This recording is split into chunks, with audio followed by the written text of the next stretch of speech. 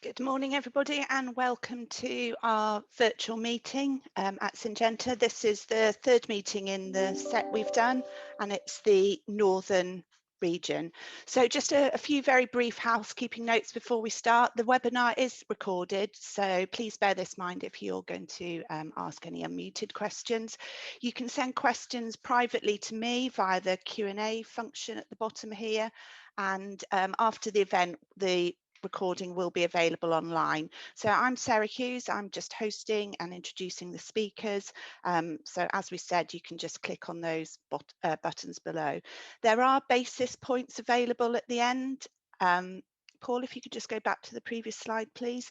And this information will be sent to you in an email following the webinar, and NROSO points as well. We also have a survey, a very short survey, and we really appreciate your feedback on this. We've been trying different timings for our seminars this year. So if you have any suggestions or comments on improvements or what you liked, we'd love to hear them.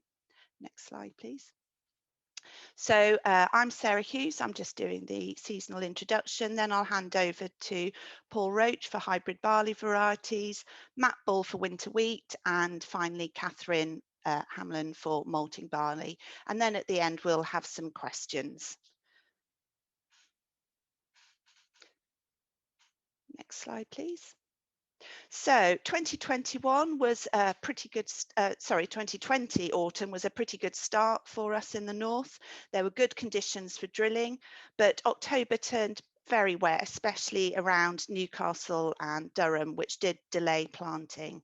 The early crops got away well in November, but it was pretty catchy up here in late November, early December, which meant that some sprays did get missed, particularly some of the brome control and some of that aphid control.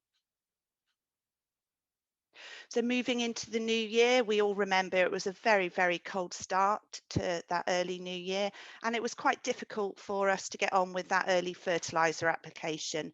But for those that did, it meant that the crops were ready to take it up when the conditions allowed. That dry April had some people questioning PGR applications and T1, some of the T applications, but it did mean that missing them did create a few challenges later on. We didn't see very much Septorla. Some of the barleys were a little bit stressed, but that cold weather really did help check some of those early insect pests. Next slide, please. At our Berwick site, we saw very low aphid numbers in the traps, but we did still see some BYDV hotspots where the sprays had been missed. This is where BYDV Assist, which is our IPM app, really is helpful in identifying where the challenges lay. And you can see here in those two pictures at the top, the difference between drilling date on BYDV. The early drilling has been hit by some BYDV, whereas the late drilling mainly avoided it. Next slide, please. And then, as we all remember, May brought with it some high rainfall across the country, except in northwest Scotland, where the tip of Aberdeenshire escaped the worst of the rain. But then, you know, you never escape it all because it was hit by the snow and the frost. So again, that created some challenges with getting some of the spray timings on. T2 has been challenging, but Septorla has not been a massive issue this season, and we have seen a little bit of rust reappearing on some varieties, but generally the crops are looking good now. And I think it really goes to show that varietal strengths and weaknesses are always there.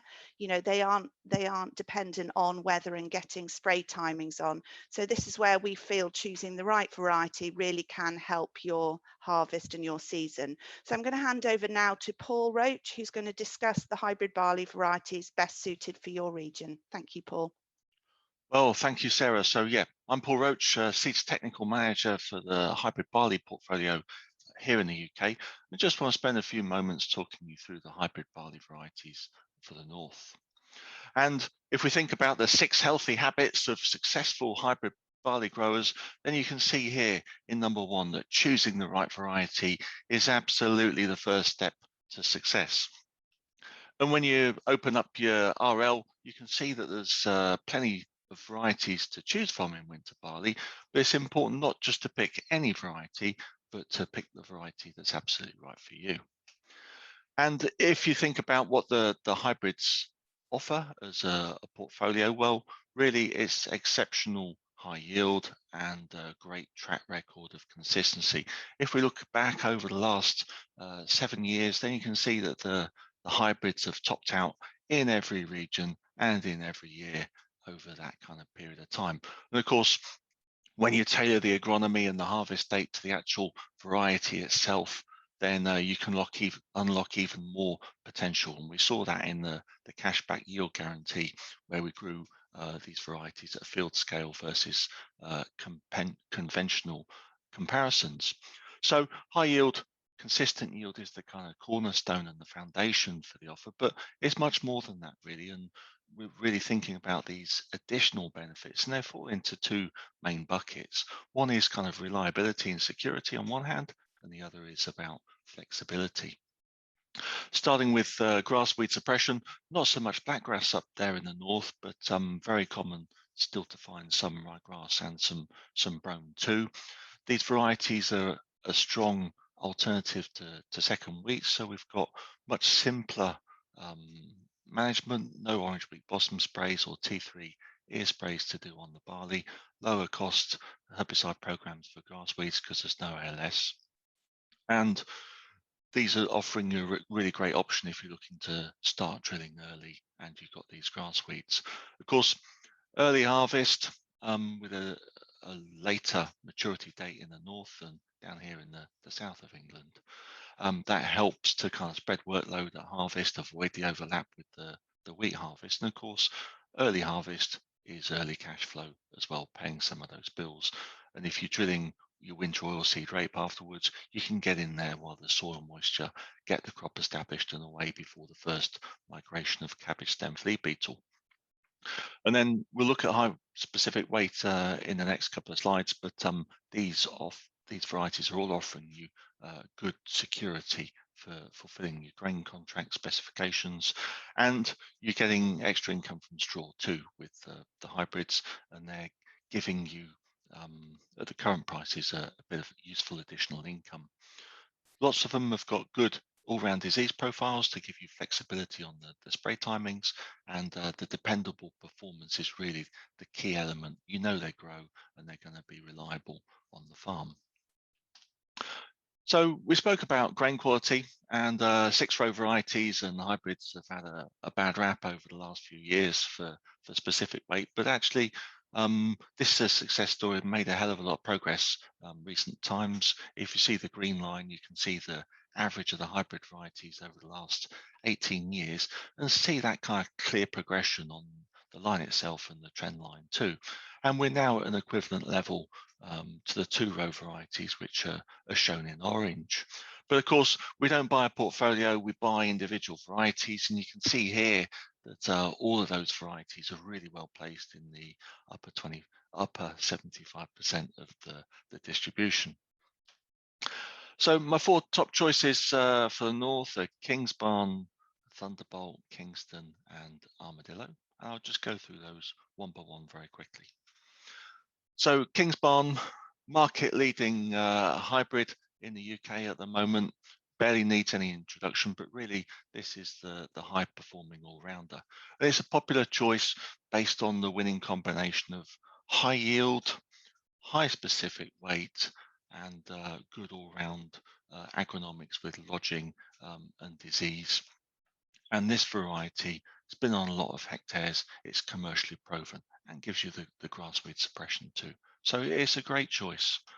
And if we look at the profile of variety and plot yield versus specific weight, then varieties with high yield and high specific weight are going to land in that top right corner. You can see it's got a very nice, well-balanced profile and that proven performance too.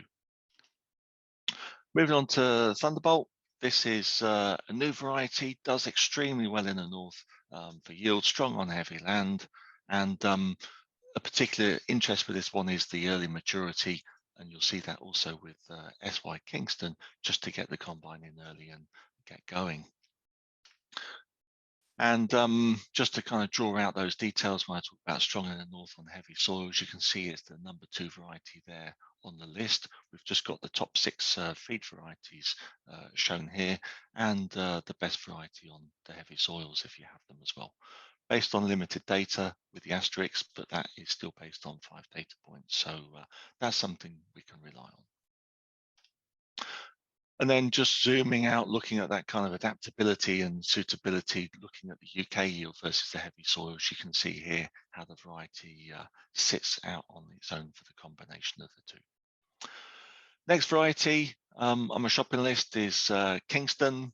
Great yields in the north, great on light land, and again shares that early maturity with SY Thunderbolt. You get the grass weeds too, and it's a solid, reliable variety. The best variety on the list in trials last season, in fact, even though we had that season which demanded resilience. And you can see here, number 1 there in the north, and the top variety on light soils too. So good, solid performance there. And like we did with Thunderbolt, if you zoom out and look at the wider adaptability across the UK and its yield there versus light soils, then you can see again it stands out on its own. And then Armadillo is the next one. Got good yields there up in the north, and also very good on light land too. Got a nice all-round disease profile, and it's particularly good on Rhynchosporium, really strong score there.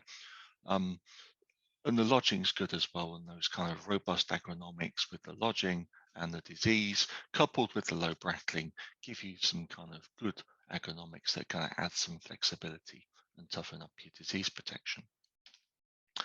And just to kind of highlight where it sits here, just looking at all the kind of disease ratings for all the hybrids and their yields as well in the table, then you can see there that how good Armadillo is for the Rhyncho rating, and still doing good all-round job on the net blotch too. And then we've got the troublesome trio. Not a lot of blackgrass up in the north there, thankfully, but we do have some ryegrass and some brome, and actually they're even worse than blackgrass in many ways because they're far more competitive, and some of the chemistry options are limited, particularly with brome. And just showing that in this graph, this is for blackgrass, but the principles are the same, is that we need to combine a range of measures together to achieve good control of these grass weeds. And if any of these elements are compromised, like you need to, you're forced to kind of drill early, so you can't delay your drilling, you're compromising that element. So you're leaning on the variety, the hybrid, and the higher seed rates even more. And if you want to have a look at some of the trials that we've done, including a brome trial in Edinburgh, then have a look on the videos online. And with that, I'll hand over to Matt. Thanks, Paul. That's great. And good morning, everybody. I'm Matthew Bull, seeds technical expert for winter wheat, and I'm really glad just to have a few minutes this morning to take you through my top selections for the northern region. So my top 3 for this autumn feature SY Insitor, GLEAM and GRAHAM, 3 really high yielding hard feed wheats which each have a unique profile. Now, I'm not sure of your exact locations on the call, but I'm assuming you will be all sort of Lincolnshire northwards. So I'll do my best to position the varieties as we go through.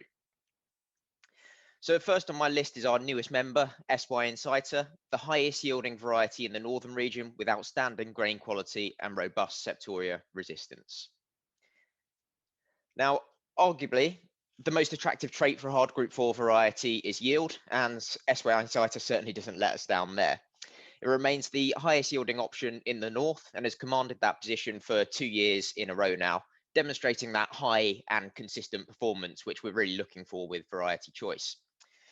SY Insitor is also the highest yielding variety on light land, which we believe is linked to its rapid root development early in the season. It's performed exceptionally well as a first and second wheat. And then finally, and importantly in the battle against grass weeds, it's a really strong later drilled option. However, we know variety choice is much more than just yield, and SY Insitor brings several benefits to broaden its appeal and to make it more of a secure option on farm. So with that, it brings excellent grain quality, most notably for its specific weight. Now, I think that's of really particular interest in the northern region, particularly in the north of England, as it opens up extra end market options. So many of you will have seen the recent changes or regulatory developments allowing a higher percentage of biofuels in petrol. And companies like Vivergo will be looking to intake wheat varieties with a reasonable specific weight, and SY Insitor absolutely fits there. It also has robust resistance to Septorla, which is a key factor in variety choice, and also brings that orange wheat blossom midge resistance as well to simplify pest management.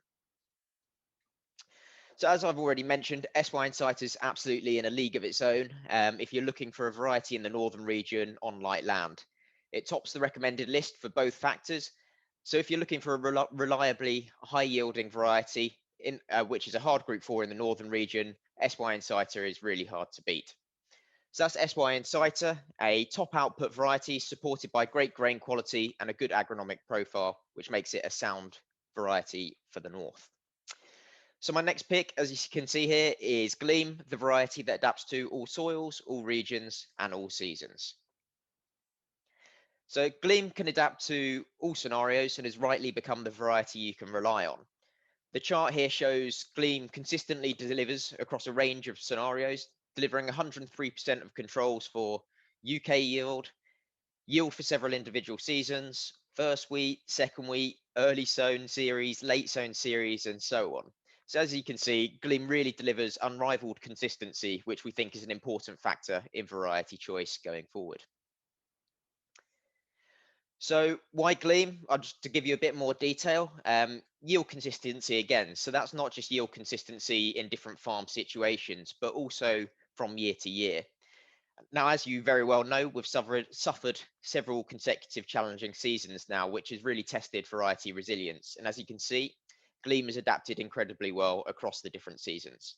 And I think that really demonstrates the value of varieties with proven on-farm performance, which deliver year on year and do exactly what they say on the tin. The other things for GLEAM are flexibility. So clearly GLEAM can suit a vast range of scenarios on farm. One thing to note is that it also has the widest drilling window of the Syngenta varieties. So its growth habit lends it to relatively early drilling, but it's safe to drill right through to the middle of February, giving you that confidence that you'll get it in the ground if we experience a autumn like we did in 2019 again. And then finally, GLEAM is a really secure option driven by high untreated yields, the orange wheat blossom midge resistance like SY Insitor, and then good straw characteristics as well. So GLEAM, an extremely versatile variety, which I believe is a great fit for the north. And then last from me, but certainly not least, is GRAHAM, this consistent and secure option. So GRAHAM remains popular on farm with several years of proven high performance, and that is largely driven by an excellent disease profile and good straw characteristics. Now, something which continues to be of interest in the northern region, particularly with the challenges around establishment over the last couple of seasons, is early drilling. And GRAHAM has all the right characteristics for drilling in the early slot. It has a slow and prostrate overwinter growth development. It's got stiff straw and excellent resistance to key primary diseases of yellow rust and Septorla tritici. GRAHAM's widely recognised as a low-risk option. It's commercially proven with excellent performance on farm. It has really strong and robust disease resistance and the stiff straw, which helps drive untreated yields. It's also the joint earliest maturing variety on the recommended list, which will be of particular interest for growers looking to spread workload and harvest risk in the northern region. Now, just finally on this slide, which you can see on the right-hand side, we've got independent data from Rothamsted Research, which has identified GRAHAM as a low take-all build-up variety. Now, this is of interest because it directly reduces the amount of take-all inoculum which will be left in your soil post-harvest after your first wheat, which directly then reduces your risk of take-all in your following cereals. So GRAHAM, an excellent fit for the north of England. However, just to remind you that we wouldn't recommend it north of Edinburgh. So in those instances, north of Edinburgh, we think SY Insitor or GLEAM would be a better fit. So just to finish off really, Syngenta remain committed to bringing through varieties to the market which combine very high yield and robust Septorla resistance. Our newest variety, SY Insitor, carries that 6.8 for Septorla, which actually matches that of GRAHAM. So for the best combinations of both yield and septoria resistance, you need look no further. So that's it from me. Thanks very much for listening. We'll take some questions later, but for now, I'll pass over to Kath for the malting barley. Okay, morning everybody. My name's Catherine Hamlin. I'm the seeds technical expert for malting barley, and I'm just going to run you through a few of our options for the north. So we'll start with a good news story. So this was taken from the MAGB recent publication, their summer update, and it shows the purchases over the last 10 years.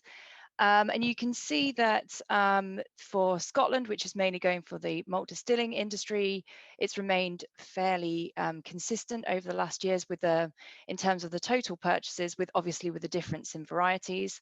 But if we look at England, you can see that last year in 2020, the purchases took a big hit, partly due to a difficult drilling season for the winter crop, but also obviously mainly due to COVID restrictions and the amount of beer in general being consumed less as we've all been stuck at home, really. So the good news is that in this publication, the MAGB have actually said that they are expecting to purchase around about 1.8 million tonnes of barley this year from 2021 harvest. And that would take us back up to pretty much where we were in 2019. So a really, really good news story for anybody growing malting barley out there to start the season. So where do you start when you're looking for a variety for malting barley? The MBC approved list is a very good place to start. This gives you a view of all of the varieties that that have been approved by the maltsters, and it gives you a good indication of which varieties they will actually purchase at the end of the year. And you can see Syngenta has a very good track record and a good heritage in the brewing varieties, and all of those highlighted are Syngenta varieties. So you can see that Syngenta has a variety that fits each of the major markets. So today we'll have a look at Laureate, which is our spring malting barley, Craft and Electrum, which are our two winter malting barleys, and how they position in the north. So to start off, we'll start with Laureate. It's the UK's most popular spring malting barley. It's the biggest variety in Scotland, and each year it vies for the first or second spot with RGT Planet in England. So overall, Laureate is the biggest variety across the UK. It has full approval for both brewing and malt distilling, so really good because it has the multiple market options. Maltsters like this variety because they can purchase one variety, but with different grain nitrogens, and then they can move those into the different areas for brewing and malt distilling. And for the growers also, it also gives you that little bit of flexibility. So in a high nitrogen year, you could potentially switch into going into the brewing market rather than the malt distilling if the contracts are available in that area. It's a very reliable variety to manage, good disease resistance with a 6 rating for Rinco, which is one of the highest, and its untreated yields have remained extremely high since it's been recommended, and that's quite uncommon. Usually untreated yields start high, and then after a number of years they get lower and lower. So Laureate, very, very consistent. And that continues through into the grain quality and how it processes with the maltsters and the end users. So it's a very popular variety both on farm and with the end users, which gives you that market security. So if we have a look at some of the data that we've gathered over the last 4 or 5 years, we've been carrying out nitrogen trials with Laureate for a number of years now, and we've had very, very consistent results. So what we found is by increasing the nitrogen, and we're looking at brewing spec here, trying to get around about 1.8 to 1.7, 1.6 to about 1.75, 1.8%. And you can see that by increasing the total nitrogen, you are getting an increase in yield up to a point, but then it very much tailors off and all of that nitrogen goes into the grain. Now, in high nitrogen years, that could push you over the spec. So we're sort of looking around 125, 150 in our trials to give you that right spec for brewing. If we have a look at the malt distilling advice, you can see we actually went for a lower total nitrogen overall. but a very, very similar pattern. So we did see an increase in yield, but really when you're getting up to that higher rate, you are very much topping out because you're looking for a below 1.65% for malt distilling. So again, round about the 125 kilos in our trials to get that right specification for malt distilling. So moving into the winters, Craft is the number one winter malting barley again across the whole of the UK. Very popular with end users. It was bred to replace SY Venture, and so it has very, very good grain quality and increased, decreased screenings, which was a major issue for SY Venture. Very, very consistent variety across all regions, and historically it's always done very, very well in the north. It's again a reliable variety to manage. It has 6 ratings for every single foliar disease, and it's got the best straw strength of the winter malt barleys. Excellent brewing quality, and again very popular with the end users, so that market demand is there for Craft. And then finally we'll talk about Electrum. So this is our newest winter malting barley. It has full approval for brewing, and again it is the top yielding winter malting barley, and it is across all regions, so very good in the north as well as east and west. It's got early maturity. It's actually got a very interesting growth habit, so it's very vigorous from the word go, and it continues to be quick to get to all of its major growth stages, and that results in early maturity as early as the earliest hybrids. It's growing in popularity with the end users, so we would recommend to just check locally for contracts for this variety because it's newer than Craft, so Craft will be still the biggest variety for the winter malt sector. So just a word on the other varieties that we have available. Fairing is the grain distill variety. It will have specific contracts out for very high nitrogen, so check locally for this one. And SY Tungsten is our newest spring malting barley. It has provisional approval for brewing and malt distilling, continuing to go through the pilot tests at the moment, so we hope to have full approval for both those sectors, hopefully this time next year. So one to watch out for. Thank you, Kath, and thank you, everybody. We just have time for a very few quick questions. So I've got a question here actually for Kath. Why should I change to winter malting barley from spring barley? Sorry, Kath. Sorry, I'm on mute. Well, I would say for the northern regions, spring malting barley really is going to be the biggest, especially if you're in Scotland. It's definitely going to be the biggest area for you. But if you were looking to if you were looking to move into the winter malts, it would be very much demand driven. So the maltsters are looking to try and spread their risk as well. They would like to take a smaller amount, but still an amount of winter barley over the spring barleys, just to spread their risk a little bit. So so the reason to change would be very much if locally there was the demand for that, and they would direct you into which variety to go for as well at that point. Thank you, Kath. Just looking here, there's a question, I think this is for Paul.